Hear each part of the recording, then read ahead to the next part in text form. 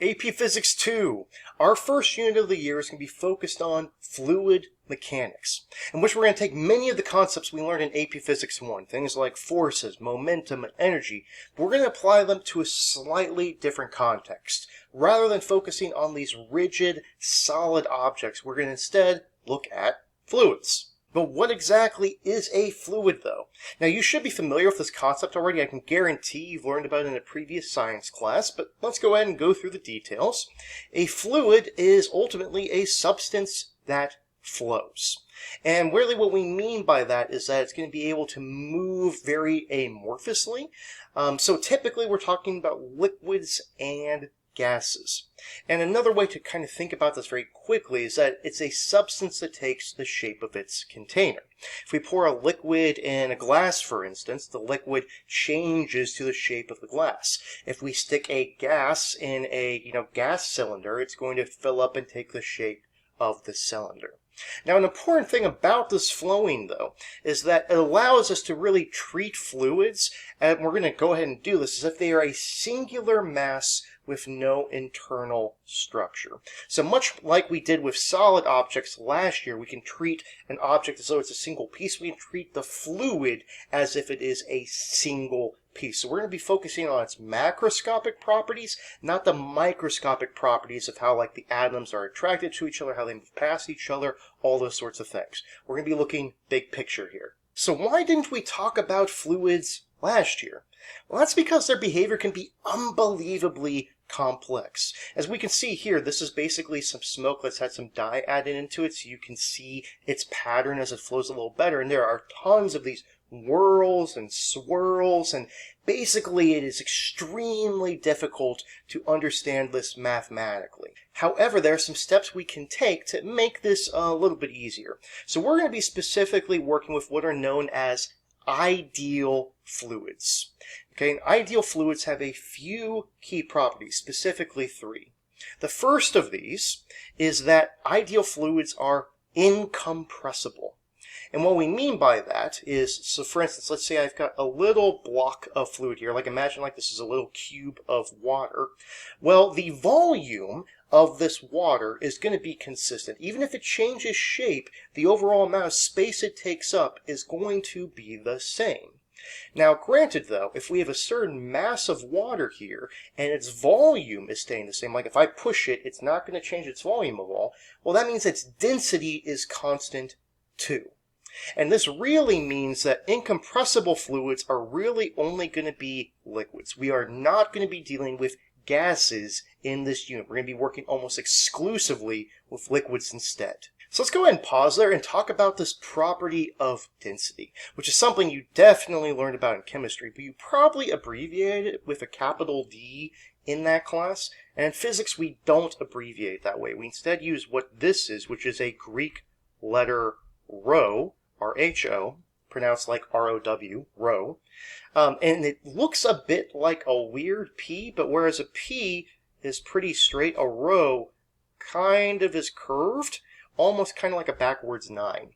And density is the ratio of mass to volume for a particular substance. So the equation is pretty simple. Rho is equal to mass over volume, where keep in mind that V needs to be a capital V, because lowercase v is velocity, where the mass is in kilograms, the volume is in meters cubed, and so density is therefore in kilograms per meter cubed. Now, I want to be careful there, because in chemistry you probably did density in grams per centimeters cubed, which is totally fine, but in this class, and for all the equations we're going to be using, we need it in kilograms per meters cubed rather than grams per centimeters cubed. Okay, so keeping that in mind, what exactly does density really tell us? We can calculate it this way, but what it is really telling us is how compact the matter is in a certain amount of space. If we have a more dense substance, there is more matter crammed in. If you have a less dense substance, there is less matter crammed into that same amount of space. And because we're dealing with incompressible fluids, so this is really true for most solids as well, density is pretty much uniform throughout the object. So if you take a little piece of the solid or you take a little bit of the liquid, you can determine its mass, its volume, and its density. And that density should be the same for the entire solid or liquid, etc. Now, density we're going to use in many different contexts in this unit, but a really, really big one is the fact that it allows us actually to determine masses better. So for instance, let's say you have like a swimming pool filled with some liquid. Now, if I asked you to mass what was in that swimming pool, like how much mass was in there, that would be extremely difficult to do. Like you can't put that on a scale or something. But instead, what you could do is you could take a little chunk of that fluid out and you could determine its density using like a graduated cylinder and a scale or something along those lines. And you could measure the proportions of this pool so you could get its volume. So we could determine its volume and its density. And if we multiply that volume across, we could therefore determine the mass of this block of fluid. So really what I want to get you used to is that when you see this combination here, rho V, rho capital V, whenever you see these two variables next to each other multiplied by each other, you need to immediately be thinking, oh, that's the exact same thing as mass. We're going to use them pretty much interchangeably. So going back to ideal fluids, we just said the first property that they're incompressible. We can't push them in and change the amount of space they occupy, so the density is constant. The next thing is that they're going to be non-viscous. And what does that exactly mean? Well, viscous, that word right there, is related to viscosity, if I could spell it right. There we go. And viscosity we can think of as the thickness of a liquid. For instance, if you put your hand in a liquid and you feel a lot of resistance to your hand moving through it, that would be a viscous fluid. It's very thick, it's resisting you. So a non-viscous fluid is one that's going to have little resistance to flow. So for instance, a viscous fluid would be something like honey, molasses, syrup.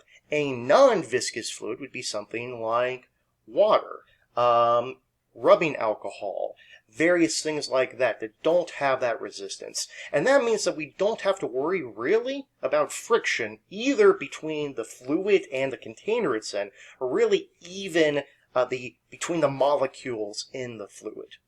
And lastly, the last property we have for ideal fluids is that, and this is really not going to come up in the first couple of lessons because we're going to be dealing not with this situation, but ideal fluids only have laminar flow, meaning that all of the fluid is moving in the same direction at the same time. Now, for instance, in laminar flow, if you had a pipe here, all of the water, for instance, in this pipe, would be moving in the same direction all together at the same speed. Turbulent flow, where you'll get these whirls and swirls in the liquid, and it'll start looping back on itself, and it gets way more complex, way more quickly. So we are not going to deal with this situation. We are only going to be dealing with laminar flow. As a general note, a great example of a pretty much near ideal fluid is water. So we're going to be using water in many of the examples in class because it follows all these properties and makes our life a little bit easier. Now, a very key piece of information you want, though, is that the density of water is 1,000 kilograms per meter cubed. Now, in comparison, in chemistry, you probably learned it was 1 gram per centimeters cubed. Good to know. But this is a number we pretty much, I would always provide it to you on like a test or something, but you really just want to memorize it, that the density of water is about exactly 1,000 kilograms per meters cubed. So now that we've established a lot of the basics for the unit itself, let's actually focus on this specific lesson, which is that of fluid statics. And by fluid statics, remember static means ultimately something that is not moving, meaning that we're going to be initially dealing with only something known as hydrostatic equilibrium. This fluid is essentially at rest. Like there might be a little bit of movement, but ultimately there's not a whole lot of flow happening. Now, we went ahead and already talked about density a good bit here because whatever we talked about density, that's really going to apply to the unit as a whole. But the rest of this conversation is going to be focused on pressure And really, how we're talking about pressure today is really only going to deal with static situations. When we start dealing with flowing fluids, how we deal with pressure is going to end up changing. So let's consider a situation for a second. Let's say I've got 3 different containers of different shapes and sizes, and let's say I just put a nice solid object in one of these, like a little block. And if I look at that, if I was going to study how this block is like interacting with this container, I could be like, well, you know, the block is being pulled down by a force of gravity, it's going straight down, and that's pretty simplistic. And if I took this block and moved it to the different containers, I would see that force of gravity would be pretty much the same on this block in all 3 situations. But let's say we instead had, rather than a solid block, we filled up this container with some liquid. Let's say this liquid had the exact same weight, the exact same force of gravity as that solid block. Well, it's going to be still pulled down with that same force of gravity, but how it's interacting with the container is going to be a bit different now, because we're going to know that, all right, well, it's kind of pushing down some here, some here, some here, but it's also pushing on the sides of the container. And if you're not sure about that, like imagine if this side of the container just disappeared, well, the liquid would just flow right out of the container. So it's definitely pushing on all these different sides. And if we took this liquid and we poured it into these different containers, well, this would all be a little bit different in each situation, right? Like how they're pushing on the sides of the glass, all these other things would be different. So describing it as a simple force of gravity doesn't really encapsulate entirely what's happening here. So instead, we want to talk about how this force is basically displaced over this entire surface that the liquid is touching. And so this is going to take us to a new concept known as pressure, which we abbreviate with, this is a capital P. So we got to be real careful. Density is rho, pressure is capital P. We don't want to mix those up.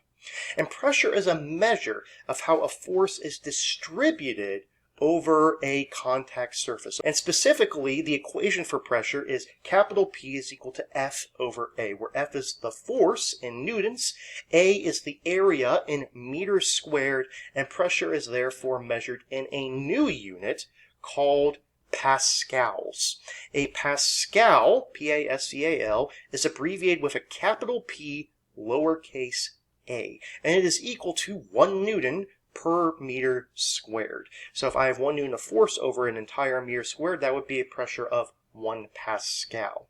Now I want to be real careful here. A Pascal is an extremely tiny unit of pressure. So we're going to see that our pressure measurements are going to be quite large. Now a couple of things also to do with pressure is, one, we measure pressure directly with something known as a pressure gauge. You can kind of think of like your tire pressure gauge. You hook it up and it basically allows you to measure the pressure of the tire. Another example would be like if you see like an oxygen tank, those are going to have pressure gauges on them, things like that. Now the ultimate thing though I want to make sure we touch on now though is that for fluids at rest, meaning that they are in hydrostatic equilibrium, pressure is going to be ultimately caused by the weight of the fluid pressing down on a surface. Now, while we're going to be primarily dealing with liquids, there's a very important point we need to bring up, which is that all of the liquids we're dealing with are going to be exposed pretty much to the atmosphere. So let's say you're standing on the beach here at sea level, and it's got fairly standard weather and temperature, etc.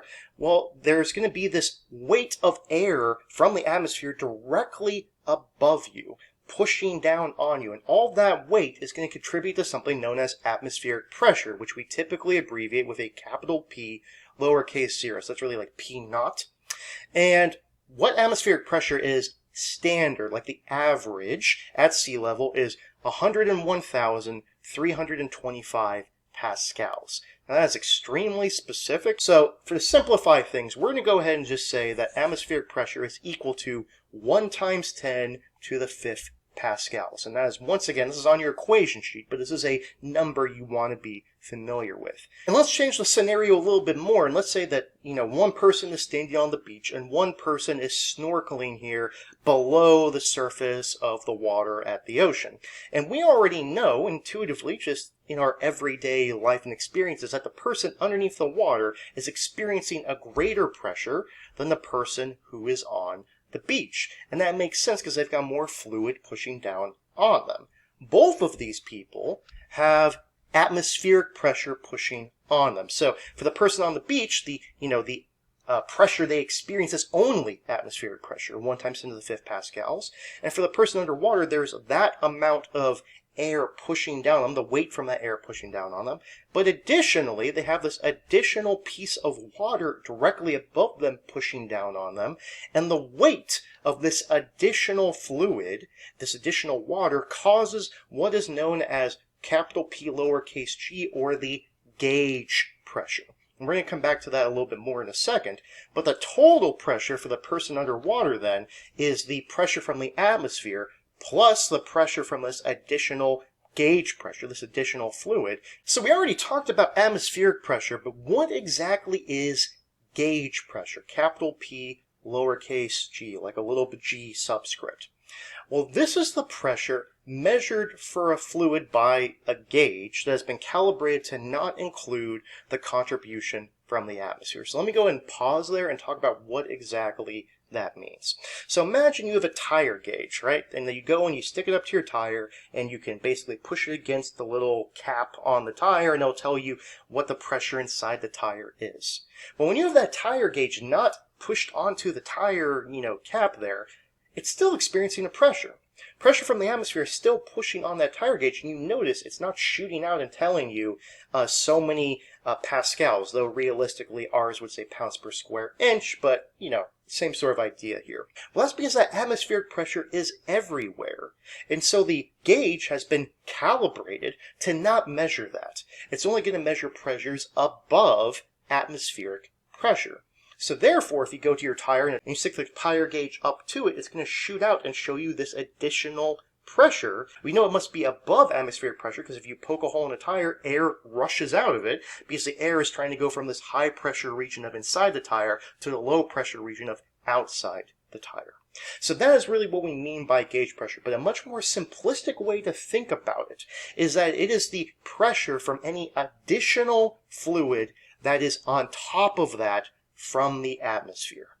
Now, how exactly do we calculate the gauge pressure? Well, let's say, for instance, we have like a surface of the water here, and let's say we're looking at this point right here below the surface, and we're looking at this particular surface area at that point. So if we want to know the gauge pressure, we would need to know the force of gravity, or the weight of this fluid right here in this cube, divided by this cross-sectional area. All right, well, with that in mind, we can remember that the force due to gravity is the mass of this fluid times g divided by a. And remember, we just talked about we can substitute in for mass the density of the fluid times this volume of the fluid. So we're going to go ahead and stick in rho v for m. Well, when we do this, what exactly is the volume here? Well, the volume would be this cross-sectional area times some height h, where height is really the height below the surface of the water, or in other words, really it's the depth.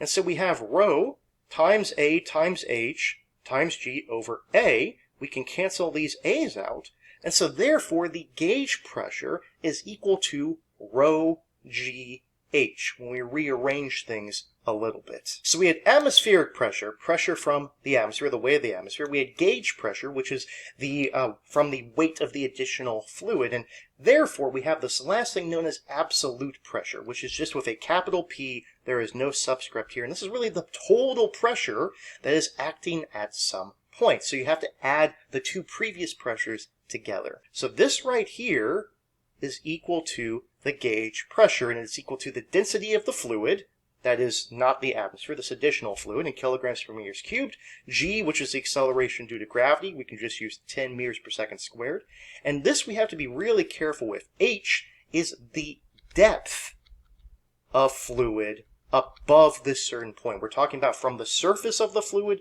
to this particular point. I know it's annoying that it's an H, that's just convention, and it has to be measured in meters to keep everything consistent.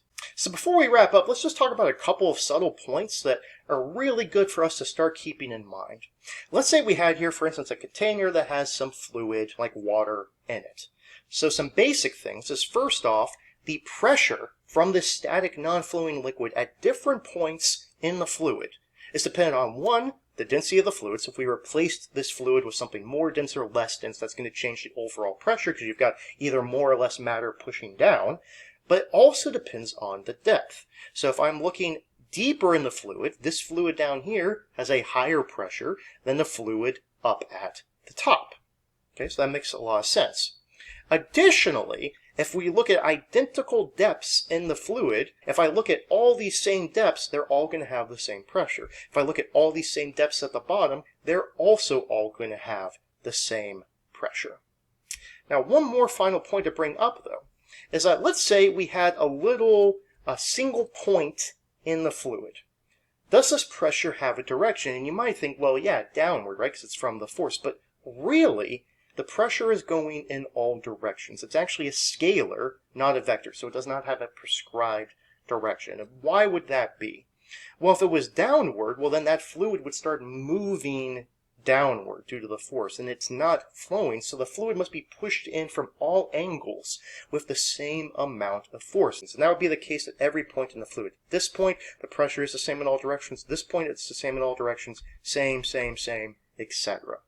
But that means if we look at a point on the outside of the fluid, like right against the, let's say it's a glass container, right against the glass, it's going to have basically pressure pushing in all directions, but it also means that it's going to be pushing against the glass here, and the glass is going to be pushing back against it. But notice why I said it's pushing against the glass outward.